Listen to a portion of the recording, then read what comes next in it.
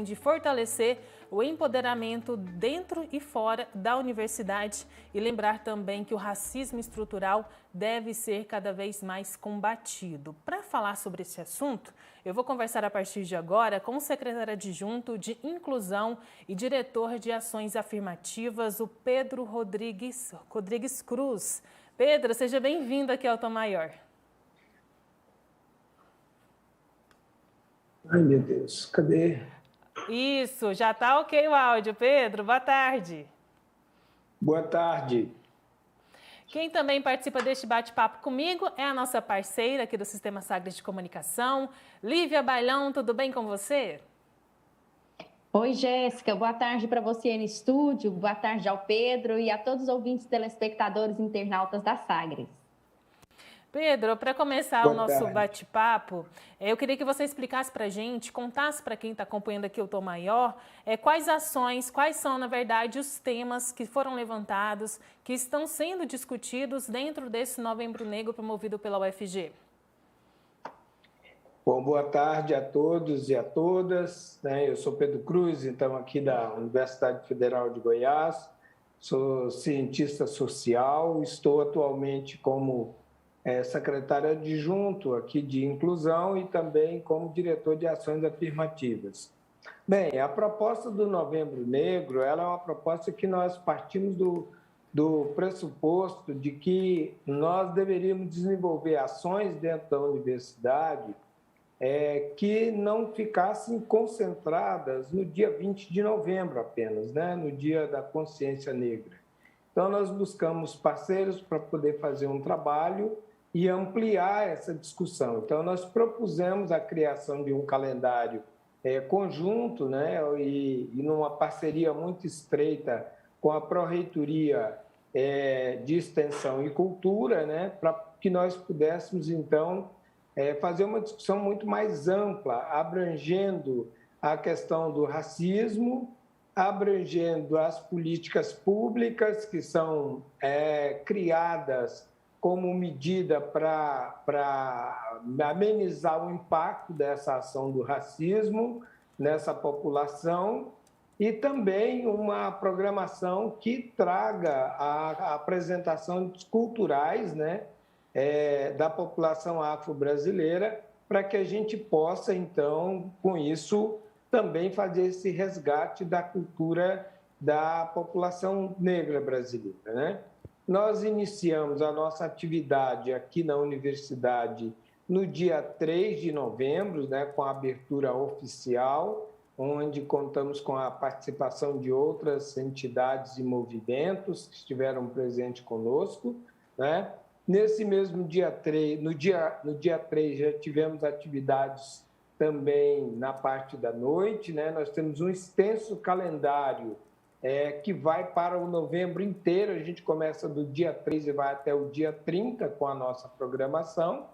No dia 4, fazendo parte desse contexto do Novembro Negro, o sétimo seminário do coletivo Rosa Parks, nós recebemos aqui na nossa universidade 120 estudantes que vieram do município de Cavalcante e municípios vizinhos, que vieram conhecer a nossa universidade, vieram conhecer as nossas políticas de inclusão, saber um pouco mais sobre os nossos cursos e como a universidade acolhe esta população, A população negra, a população indígena e também na nossa secretaria a população com deficiência e a mulheres, Nossa secretaria se estrutura em 3 diretorias, que é a Diretoria de Ações Afirmativas, que é a Diretoria de Mulheres e Diversidade e também a Diretoria de Acessibilidade. Então, nesse contexto, a gente traz as pessoas para conhecer essas políticas que são desenvolvidas no âmbito da UFG. Jéssica, quero perguntar aqui para o Pedro. Pedro, fala para nós um pouquinho sobre o racismo estrutural, A gente sempre escuta sobre isso, que é um tema denso, delicado. partindo do princípio que a gente consegue mudar algo que a gente conhece, que a gente sabe, né? E percebe e identifica. O racismo estrutural, ele é inconsciente, a gente não percebe ele e incorre nele. Como que assim, como que ele ocorre em nós, socialmente, né, na nossa sociedade?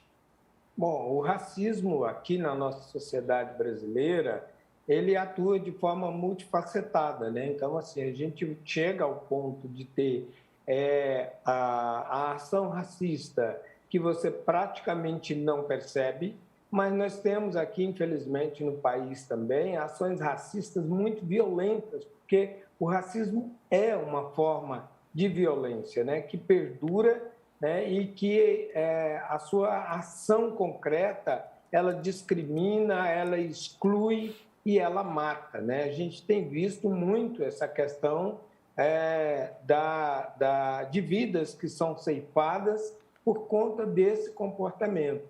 Então, e o racismo está na nossa sociedade, ele está assim de uma forma ampla, né? Por isso estrutural, ele faz parte, né, do pensamento da nossa sociedade, infelizmente, né?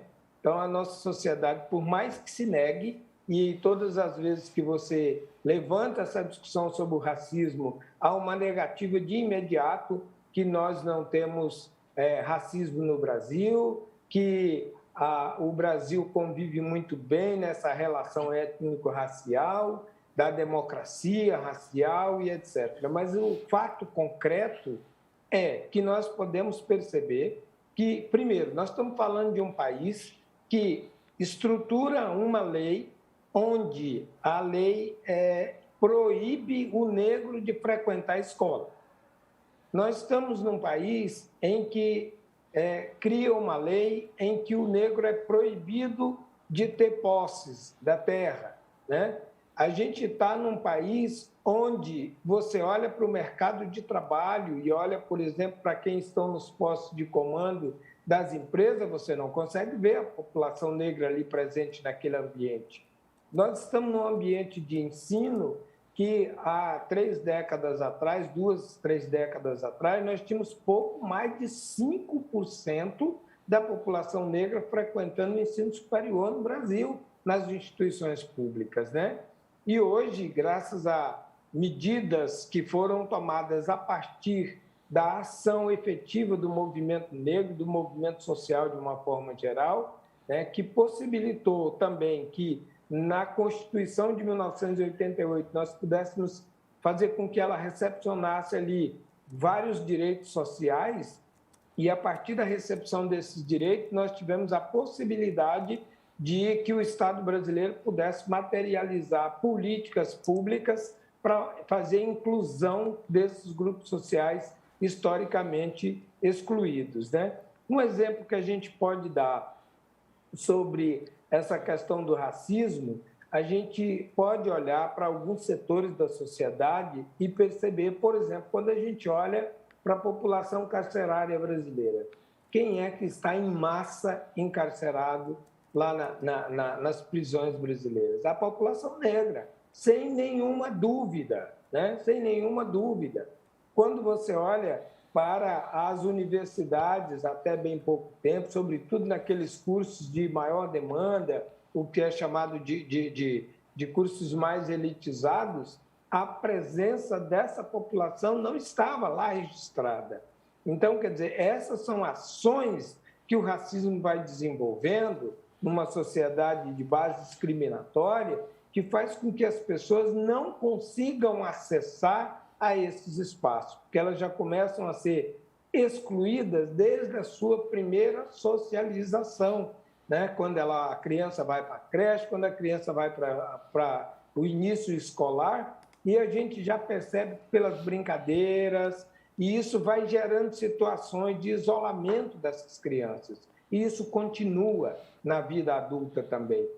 E o cerceamento é pelo meio da forma de seleção, por exemplo, numa empresa, quando abre quando abre um processo seletivo, que aí você tem algumas exigências ainda veladas, mas que já dá indicador de que aquele não é um lugar para você estar, né? Então, quer dizer, essa é a consequência de uma sociedade racista que vai fazendo isso com uma certa naturalização que as pessoas, às vezes, nem percebem que estão sendo discriminadas. Mas o racismo é presente e é forte no Brasil, infelizmente, mas nós precisamos encontrar forças e nos organizarmos enquanto sociedade, enquanto instituição, para fazer frente ao racismo institucional, que muitas vezes ele é reproduzido pelas nossas instituições, na prática do nosso atendimento. Pedro, falando um pouquinho agora também sobre a cultura afro-brasileira, né? Queria que você contasse para a gente quais as principais características e como valorizá-las, né? Como potencializar a valorização dessa cultura dentro da nossa sociedade.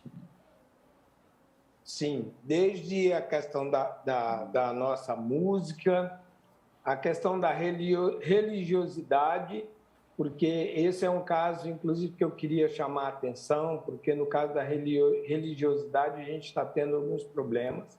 A gente tem um desrespeito muito grande, a gente tem a informação de invasão, por exemplo, de terreiros, né? Então, assim, das religiões de matrizes africanas. Então, quer dizer, essa é uma violência que se pratica contra a cultura de um povo, né? Sem perceber que essa população ela foi tirada do seu país, foi tirada do seu convívio, foi trazida para um trabalho escravo na nossa sociedade, e o que ela faz é organizar e trazer a sua cultura e tentar desenvolvê-la aqui. E a gente vê que a sociedade não respeita, que agride, que viola esses direitos, que são direitos fundamentais daquelas pessoas, que são direitos fundamentais dessa sociedade. E ela não é respeitada.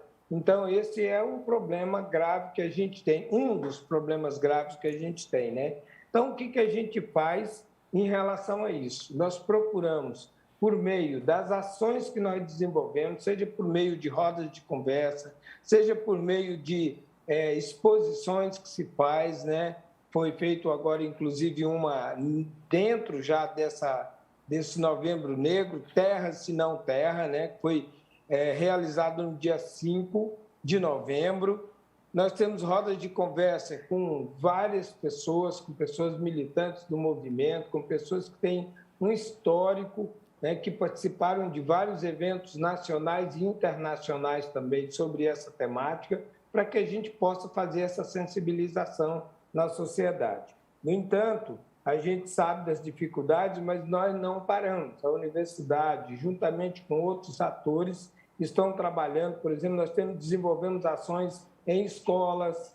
Porque qual é o nosso objetivo de irmos à escola? Para a gente poder falar para aqueles estudantes não só sobre a valorização da cultura, sobre a questão do respeito, mas também falar das oportunidades que esta população tem e que precisa ir atrás, precisa buscar, né? Por exemplo, a universidade pública, né, para muitos, é uma coisa que está fora da sua realidade. E a gente percebe isso quando a gente vai para a comunidade para conversar, para poder chamar essas pessoas, dizer para elas da importância, apresentar essa instituição e mostrar de fato que essa instituição é dela também.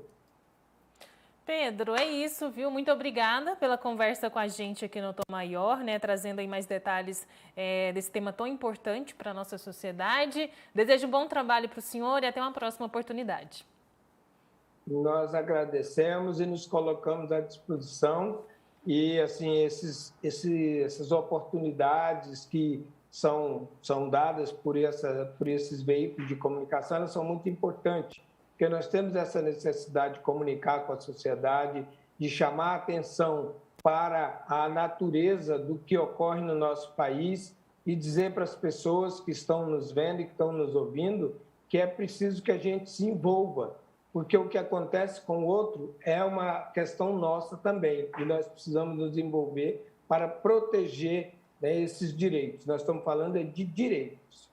Obrigado. Muito obrigada ao Pedro Rodrigues Cruz, secretário adjunto de Inclusão e também diretor de Ações Afirmativas da Universidade Federal de Goiás. A íntegra desta entrevista você pode conferir acessando o nosso portal.